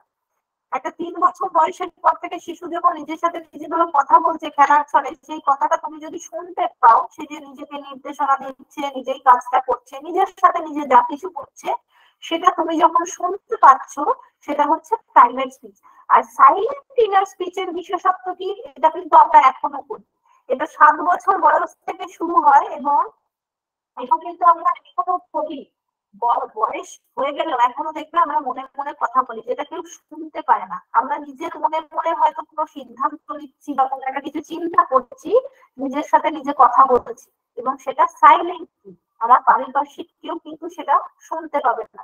তাহলে প্রাইভেট স্পিচ এবং সাইলেন্ট ইনার স্পিচের সিমিলারিটি হচ্ছে দুটো ক্ষেত্রেই শিশু নিজের সাথে নিজে কথা বলছে। ডিফারেন্স কোথায়? ডিফারেন্স হচ্ছে প্রাইভেট স্পিচে শিশু যে কথাটা বলছে সেটা তার আশেপাশের মানুষজন শুনতে পাচ্ছে, কিন্তু সাইলেন্ট ইনার স্পিচে যে কথাটা শিশু বলে সেটা কিন্তু আশেপাশের কেউ শুনতে পায় না। তো ভাষার এই ধরন তিনটে কিন্তু মনে রাখতে হবে, প্রাইভেট স্পিচ এবং সাইলেন্ট ইনার স্পিচে গুলিয়ে ফেললে হবে না। প্রাইভেট স্পিচ শিশু নিজের সাথে কথা বললেও পারিপার্শ্বিক মানুষজন সেটা শুনতে পায়।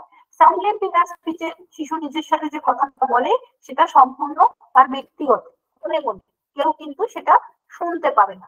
এছাড়া এক্ষেত্রে আর কি বলেছেন দেখো, ভাইগটস্কি বলছেন, ওখানে একটা বিশেষ কথা ভাইগটস্কি বলেছেন।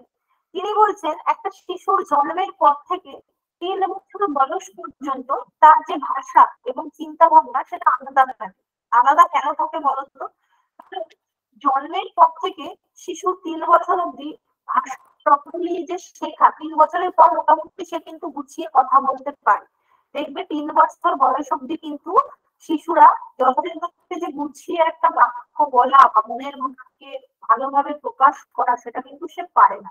এবং এই কারণেই তার চিন্তাতে যেটা আসছে বা তার মনে মনে যেটা সে ভাবছে, তার মাথায় যেটা খেলছে সেটা কিন্তু সে ভাষার মাধ্যমে প্রকাশ করতে পারে না 3 বছর বয়স অব্দি, কারণ ভাষার আয়ত্তীকরণ তখন যথাযথ হয় না।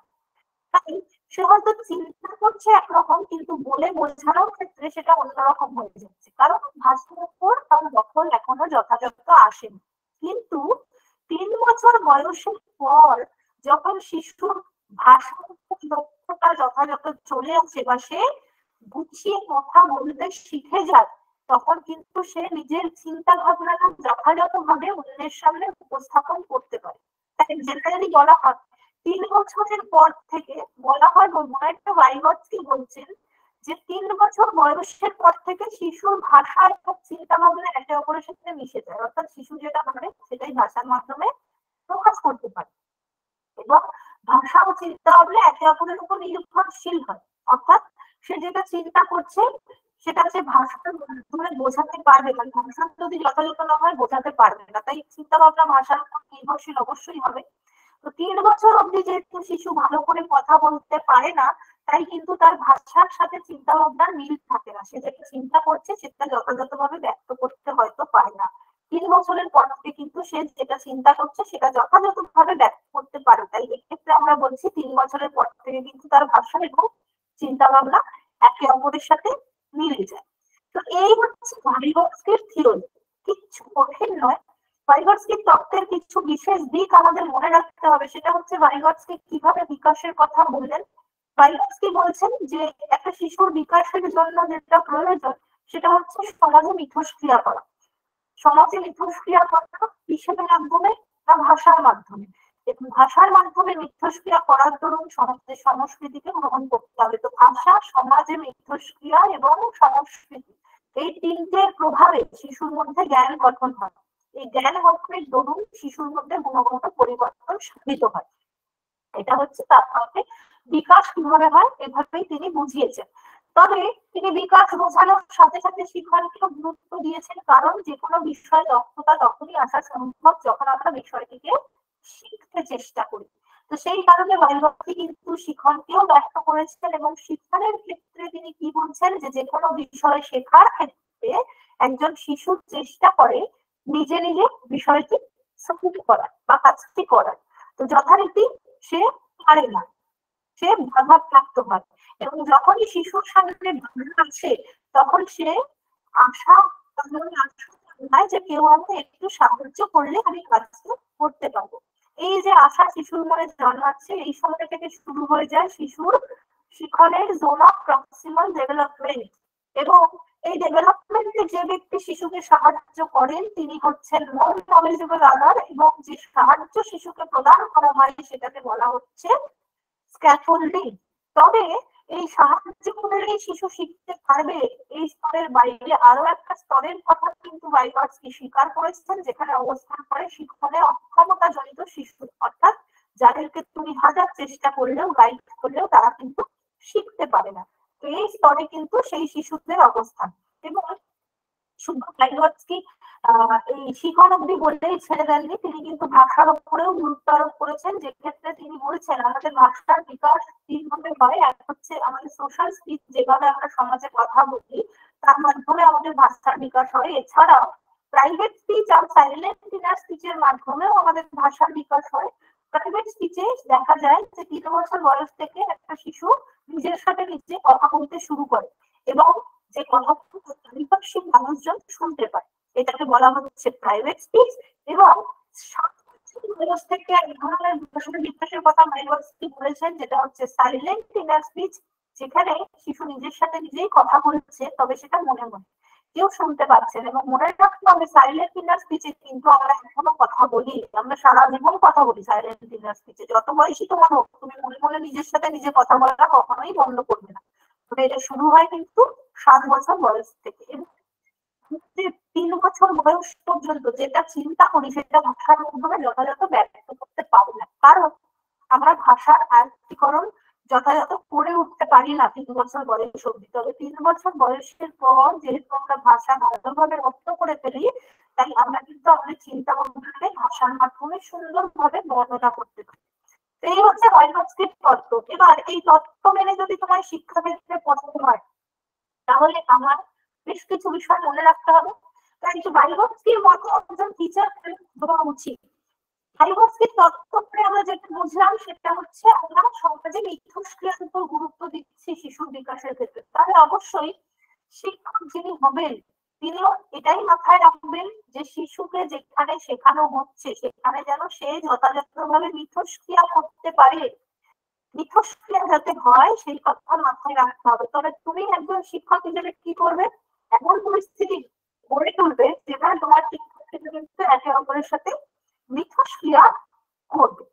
এবং তুমি শিক্ষক হিসেবে কি শুধু দাঁড়িয়ে থাকবে যে শিক্ষার্থীর মিথস্ক্রিয়া করুক, কথা বলুক, আমি শুধু দাঁড়িয়ে দেখবো, আমার কোনো কাজ নেই? না, স্ক্যাফোল্ডিং এর ধারণা করে এলাম না যে তোমাকে একজন সহায়কের ভূমিকা পালন করতে হবে। তাহলে তোমাকে সেই সহায়তা প্রদানের জন্য লক্ষ্য রাখতে হবে যে আমার ছাত্রছাত্রীরা যথাযথ চেষ্টা করছে কিনা, শেখার চেষ্টা করছে কিনা। তোমার কাজ কিন্তু শুধু দাঁড়িয়ে থাকা নয়, তোমার কিন্তু একজন সহায়কের ভূমিকা পালন করতে হবে, একজন এমকেও হতে হবে। তো তুমি স্ক্যাফোল্ডিং করার জন্য বা সহায়তা প্রদানের জন্য অবশ্যই লক্ষ্য রাখবে যে শিশুরা নিজেরা চেষ্টা করছে কিনা কাজটা করার। এবং অবশ্যই শিক্ষকের কাজ পথ প্রদর্শক, এটা নতুন করে বলার কিছু নেই, তোমরা প্রত্যেকেই জানো শিক্ষক একজন পথ প্রদর্শক। তো শিক্ষার্থীদেরকে উদ্বুদ্ধ করা, উৎসাহিত করা এবং যে কোনো সমস্যা সমাধানে তাদের পাশে থাকা, এটা তো শিক্ষকের কর্তব্যের মধ্যে পড়ে। স্ক্যাফোল্ডিং করার জন্য তোমাকে কিন্তু যথাসময়ে উপযুক্ত তথ্য সংগ্রহ করতে হবে এবং শিক্ষার্থীরা যাতে আরো বেশি জানতে ইচ্ছুক হয় সেইভাবে তথ্যকে প্রদান করতে হবে। এমন নয় যে একঘেয়েভাবে তুমি কিছু বলে গেলে শিক্ষার্থীদের সেটা শুনে আর জানার কোনো ইচ্ছাই থাকলো না। তো তুমি যখন কোনো তথ্য পরিবেশন করছো বা সহায়তা প্রদান করছো, তখন অবশ্যই তোমাকে এমন ভাবে সেটা প্রদান করতে হবে যেন শিক্ষার্থীরা পরবর্তী ক্ষেত্রে আরো জানতে চায়। সেরকম ইন্টারেস্টেড ভাবে কিন্তু রিপ্রেজেন্ট করতে হবে বিষয়বস্তুকে বা তথ্যকে। এবং এই তত্ত্বের একটা বিশেষ দিক যেটা ভাইগটস্কির তত্ত্ব, সেটা আমরা বারবার বলছি যে মিথস্ক্রিয়া। আমাকে কিন্তু মিথস্ক্রিয়ার খুব গুরুত্ব দিতে হবে। শ্রেণীকক্ষই কিন্তু মানে বিদ্যালয় জেনারেলি শিশুর কাছে তার সমস্যা আমরা বলতে পারি না, বিদ্যালয়কে আমরা সমাজের ক্ষুদ্র সংস্করণও বলে থাকি। তো এই যে বিদ্যালয় বা শ্রেণীকক্ষে যাতে শিক্ষার্থীরা একে অপরের সাথে মিথস্ক্রিয়া করতে পারে বা শিক্ষক শিক্ষার্থীদের মধ্যে যাতে যথাযথ মিথস্ক্রিয়া হয়। এখন শিক্ষক খুব রাগী বা কথা বলতে চাইছেন না, শিক্ষকদের সাথে ইন্টারঅ্যাক্ট করতে চাইছেন না, তাহলে কিন্তু হবে না। আমাকে কিন্তু এমন পরিবেশ সৃষ্টি করতে হবে যাতে পরস্পরের ইন্টারাকশনটা হয়, শিক্ষকদের সাথে নির্দ্বিধায় শিক্ষকের সাথে কথা বলতে চায়, সেরকম পরিবেশ কিন্তু রচনা করতে হবে। একজন আইডিয়াল টিচার কিন্তু এইভাবে এগোবেন বলে ভাইগটস্কি মনে করছেন। আচ্ছা, এই হচ্ছে ভাইগটস্কির তত্ত্ব। আমি জেনারেলি বলি স্টুডেন্টদের যে এখান থেকে কিন্তু আর কিছু পড়ার নেই। আমি প্রত্যেককে বলি যে অবশ্যই প্রত্যেকে বই ফলো করে এবং করবে, না করবো না সেটাতে। তবে আমরা বই পড়লে অনেক কিছু দেখতে পাই যেগুলো আমাদেরকে ভীষণ ভাবে কনফিউজ করে, ঠিক আছে? তবে মুখ্য জায়গা জেনে নিই, তাহলে কিন্তু আমাদের বিষয়বস্তুগুলো বুঝতেও সুবিধা হয় এবং অবশ্যই মনে রাখতে সুবিধা হয়। এবার বলো, কারো কি কোথাও অসুবিধা লেগেছে তথ্যটা পড়তে?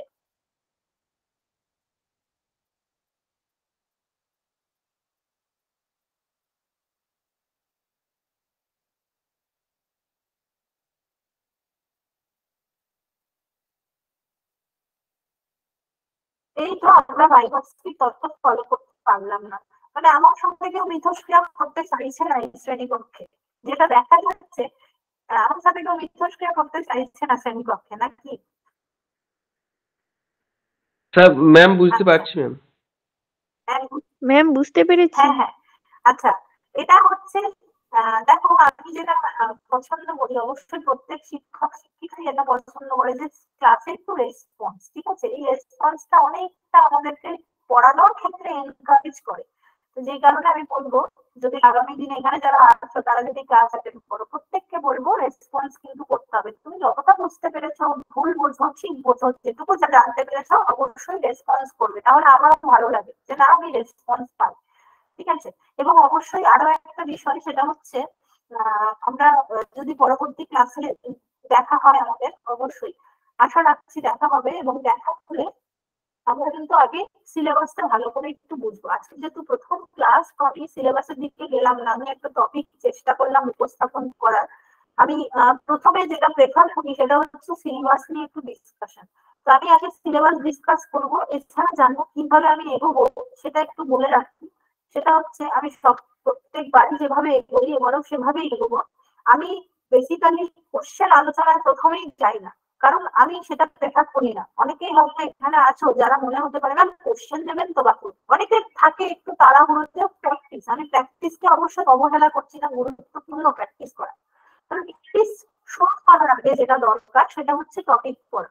আমি কিন্তু প্রথমে প্রশ্ন আলোচনায় গুরুত্ব দিই না, আমি টপিকের উপর ফোকাস করতে বেশি ভালোবাসি। তবে হ্যাঁ, তাহলে কেউ ভেবো না ম্যাম কোশ্চেন কি আলোচনা করবেন না, শুধু টপিক পড়িয়ে যাবেন।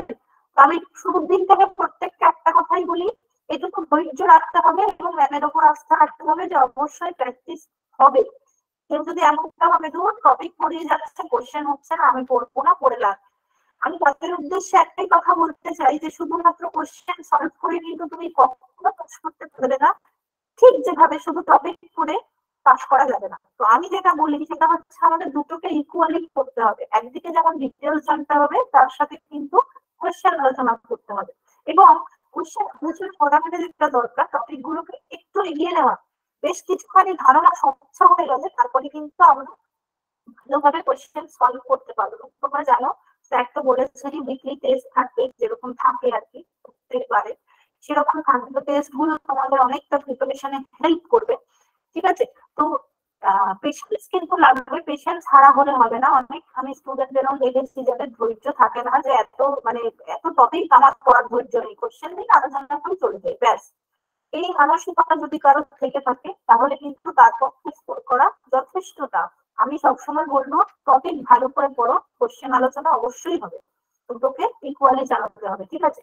তো যদি আমার সাথে সহমত হও তোমরা অবশ্যই ক্লাসে যুক্ত হবে, এবং অবশ্যই যদি বুঝতে পারো আমার পড়ানো তাহলে অবশ্যই যুক্ত হবে, এবং আশা করি দেখা হবে, ঠিক আছে?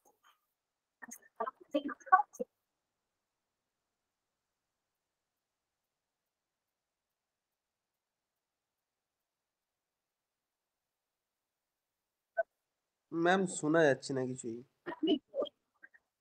ম্যাম শোনা যাচ্ছে না। আচ্ছা দাঁড়াও দেখি। আচ্ছা এবার কি শোনা যাচ্ছে? দেখো তো। হ্যাঁ হ্যাঁ হ্যাঁ ম্যাম। হ্যাঁ, তো যেটা বলছিলাম যে টপিক ভালো করে পড়তে হবে এবং তার সাথে কোশ্চেন আলোচনা করব। তো যারা ক্লাসে যুক্ত হবে প্রথমেই যেন এরকমটা ভেবো না যে ম্যাম কোশ্চেন দিন কোশ্চেন দিন। আমি কিন্তু টপিকের উপর ফোকাস করতে বেশি প্রেফার করি। অবশ্যই প্রশ্ন আলোচনা হবে, এমনটাও নয় যে প্রশ্ন আমি আলোচনা করি না, একটু টপিক গুলোকে ধাতস্থ করে তারপর আমি প্রশ্নের দিকে এগোই। তবে হ্যাঁ, পুরো সিলেবাস পড়িয়ে নিয়ে প্রশ্ন করাবো তেমনটা নয়, কিছুটা টপিক এগিয়ে তারপরে আমরা প্রশ্ন আলোচনা শুরু করবো। এইভাবে আগামী দিনে ক্লাস নিয়ে এগোবো, সেটা আমি জানিয়ে দিই, ঠিক আছে? তো ধৈর্য কিন্তু প্রচুর দরকার পড়াশোনা করার। এবং সিডিপির ক্ষেত্রে যেটা সমস্যা আমি ফেস করি, মানে আমার বিগত দিনের অভিজ্ঞতা থেকে বলছি, অনেকে মাঝপথে বোরিং লাগে, হতাশ হয়ে যায়, ভালো লাগে না পড়তে, এই জিনিসগুলো চলে আসে অনেকের মধ্যে। তো সেই ধৈর্যটা নিয়ে কিন্তু এগোতে হবে, কারণ জানো শুধুমাত্র প্রাইমারিতে তুমি ম্যাথ, ল্যাঙ্গুয়েজ এবং ইভিএস পড়লে হবে না, সিটি তো 5টা জায়গায় পড়তে হবে ভালো। তো তোমাকে কিন্তু সেইভাবে ধৈর্য ধরে এগোতে হবে, ঠিক আছে? সেই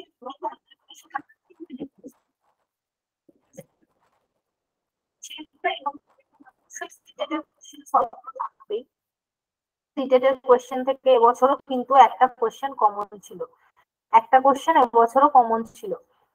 তো সিটেট অবহেলা করা যাবে না, আমাদের সিটেট করতেই হবে। ঠিক আছে, তো চলো, আশা করছি বোঝাতে পেরেছি। আজকের ক্লাসটা ভালো লাগলো করে তোমাদের সাথে। যদি কারো কোনো জিজ্ঞাসা না থাকে তাহলে আমি এখানে শেষ করব আজকে।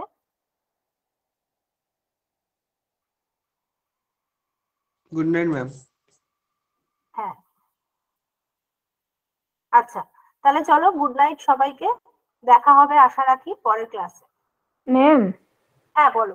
হ্যাঁ ঋত্বিকা বলো। হ্যাঁ বলছি ম্যাম, টপিক ওয়াইজ একটু কোয়েশ্চেন অ্যান্সার আলোচনা করলে একটু ভালো হতো, মানে আচ্ছা একটা টপিক দেখো, শেষ হয়ে টপিক গেলে। ওয়াইজ, হ্যাঁ হ্যাঁ ঠিক আছে, বুঝতে পেরেছি বুঝতে পেরেছি। টপিক ওয়াইজ কোশ্চেন আনসার আলোচনা করলে ভালো হতো।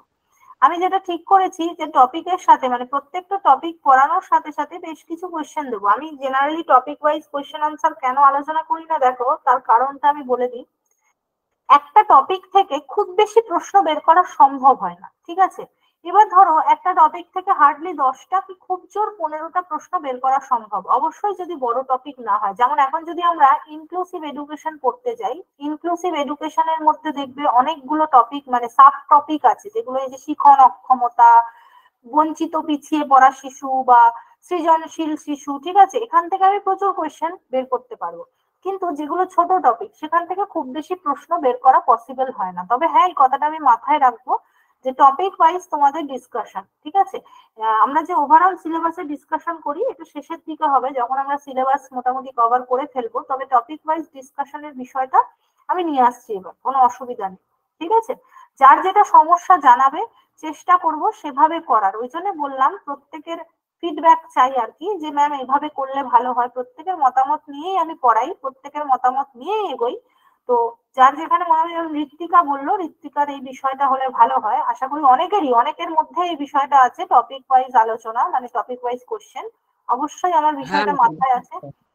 হ্যাঁ অরিন্দম, কি বলছো? হ্যাঁ ম্যাম, বলছি ওটা হলে ভালোই হয় ওটা। হ্যাঁ হ্যাঁ হ্যাঁ, একদম একদম, আমি সেটা করবো, হ্যাঁ, মাথায় আপনি রেখো। ওভাবেই বলেইছিলেন, কিন্তু তখন টপিক ওয়াইজটা মানে হয়নি, ঠিক আছে, কিন্তু এখন টপিক ওয়াইজটা পড়ালে মানে ভালো হতো আর কি। মানে দেখো কোশ্চেন আগেরবার, অ্যান্সারটা আপনি আলোচনা করেনি দুটো ক্লাস পর পর, সেটা ঠিক আছে, হ্যাঁ যেমন হচ্ছিল ওগুলো তো করতেই হবে, কিন্তু টপিক ওয়াইজ কি মানে হলে একটু ভালো হয় আর আগেরবার কি। যেটা হয়েছে, এই সমস্যাটা আমাকে যখন জানানো হয়েছিল তখন আর সময় ছিল না, ঠিক আছে। তোমরা জানো প্রত্যেকে যে শেষের দিকে এই বিষয়টা বলা হয়েছিল, এবং সেই সময় আর সময় ছিল না যে আবার পুনরায় আমি প্রথম থেকে টপিক ওয়াইজ কোয়েশ্চেন আলোচনা করি, সেই সময়টা ছিল না। তবে এবার আমি মাথায় রেখেছি বিষয়টা, অবশ্যই সেটাই চেষ্টা করব এবং সেটাই হবে, ঠিক আছে। আর বাকি যে উইকলি টেস্ট তোমাদের থাকবে, সেগুলো দেবে। কোয়েশ্চেন আলোচনার আগে একটু ডিটেল গুলো পড়তে আমি প্রত্যেককে রিকোয়েস্ট করবো, প্রত্যেককে বলবো। যার কাছে যা, অবশ্যই আমার নোট ফলো করতে হবে এমন কোনো ব্যাপার নয়। যদি কারো জিজ্ঞাসা থাকে ম্যাম কি বুক নেব, বুকটা আমি অবশ্যই তোমাদের বলে দেবো যে কোন রাইটারের বুক পড়লে ভালো হয়, তো সেটা ফলো করতে পারো। এবং তার সাথে আমার নোট তো থাকবেই, আর তার সাথে কোয়েশ্চেন আনসার যেমন থাকবে। তবে হ্যাঁ, কোয়েশ্চেন আনসারের চক্করে অবশ্যই বিষয়বস্তুকে অবহেলা করা যাবে না। আরেকটা কথা, অনেকের স্বভাব থাকে, যেটা আমি যেগুলো ফেস করেছি সেগুলো বলছি তোমাদের, আমার অভিজ্ঞতা, ঠিক আছে। সেটা হচ্ছে, বাজার চলতি অনেক প্র্যাকটিস সেট পাওয়া যায়, ঠিক আছে। বাজার চলতি অনেক প্র্যাকটিস সেট পাওয়া যায়। কেউ পুরো বিষয় না জেনে প্রথমে প্র্যাকটিস সেট সলভ করতে যাবে না, এটা আমি তোমাদের রিকোয়েস্ট করব। তার কারণ দেখো, এখানে আমার কোনো লাভ নেই। কেন আমি এটা বলছি ভালো করে বুঝবে। প্রথম কথা, বাজার চলতে যে নানান রকমের প্র্যাকটিস সেট থাকে, তাতে অজস্র অসংখ্য ভুল থাকে, ঠিক আছে। তুমি প্র্যাকটিস সেট কখন প্র্যাকটিস করবে, যখন তোমার কাছে বিষয়বস্তু ক্লিয়ার, কারণ তখন তুমি ভুলগুলোকে আইডেন্টিফাই করে নিতে পারবে। বাট তুমি যদি শুরুতে প্র্যাকটিস সেট ফলো করতে যাও এবং বিষয়বস্তু হয়তো ভালো করে তুমি জানো না, তুমি কিন্তু ভুলটাই শিখবে, অথবা বিভ্রান্ত হবে যে আমি এক জায়গায় পড়লাম এরকম, কোশ্চেনে আনসার বলছে এরকম, সেটাতে কিন্তু তোমার ক্ষতি। তো আমি বলবো প্রথমে কেউ প্র্যাকটিস সেট সলভ করতে যাবে না, কারণ অজস্র অসংখ্য ভুল থাকবে সেখানে, এবং সেটাই থাকে, ঠিক আছে। ওগুলো ভীষণ তাড়াহুড়ো করে প্রিপেয়ার করা থাকে, যে কারণে সেখানে কিন্তু অসংখ্য ভুল থাকে। আগেই প্র্যাকটিস সেটের ওপর ডিপেন্ডেন্ট হয়ে পড়বে না। প্রত্যেককে বলবো, কোশ্চেন আলোচনা করার প্রচুর সুযোগ পাবে, আগের টপিক গুলো ভালো করে পড়ে নাও, যাতে টপিক গুলো থেকে তুমি যে কোনো ধরনের প্রশ্ন অ্যাটেন্ড করার মতো কেপেবল হও, ঠিক আছে, এটাই বলবো। আমি কিন্তু টপিক পড়াকে ভীষণ ভাবে প্রেফার করি, শুধু কোশ্চেন আলোচনা নয়। তো শুরুতেই আমি সেটা বলে দিলাম। এবার যার যেভাবে স্বাচ্ছন্দ্য, প্রত্যেকের নিজস্ব পড়ার ধরন আছে, সে সেভাবে পড়তে পারো, আমার তাতে কোনো অসুবিধা নেই। আমার তরফ থেকে যেটুকু বলার আমি সেটা বলে দিলাম, ঠিক আছে? আচ্ছা, আশা করি আর কারো কোনো কোয়ারি নেই।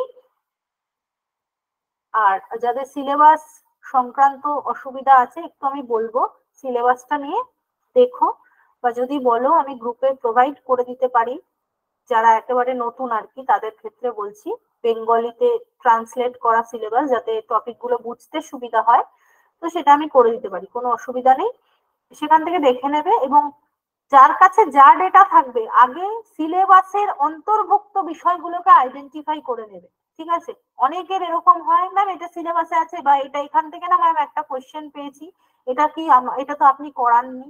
কেন কোশ্চেন পাও সেটাও একটা কথা। তোমরা যে কোশ্চেন গুলো আলোচনা করো সেটা বিভিন্ন স্টেটের কোশ্চেন, এবং প্রত্যেকটা স্টেটের কোশ্চেন বা সিলেবাস সেটা আলাদা, সেটা মেলানো মেশানো থাকে বলে তোমরা হয়তো একাধিক রকমের কোশ্চেন পাও, যেটা মনে হয় ম্যাম এটা তো আমাদের করানো হয়নি। সেই কারণে বলছি, তোমার সিলেবাসে কতখানি আছে, তোমার সিলেবাসে কি আছে, সেটা কিন্তু আগে মাথায় গেঁথে নেবে। তারপরে যা প্র্যাকটিস করার, যা নোটস পড়ার, যা ডেটা কালেক্ট করার, সেটা তুমি করতে পারো, ঠিক আছে? সিলেবাস যেন মাথায় স্বচ্ছ থাকে, যে আমার সিলেবাসে কি কি আছে, বিভ্রান্ত যাতে না হতে হয় যে আমি এই কোশ্চেনটা না প্র্যাকটিস সেটে পেলাম, এটা তো আমার পড়া হয়নি, এই বিষয়টা যেন না আসে।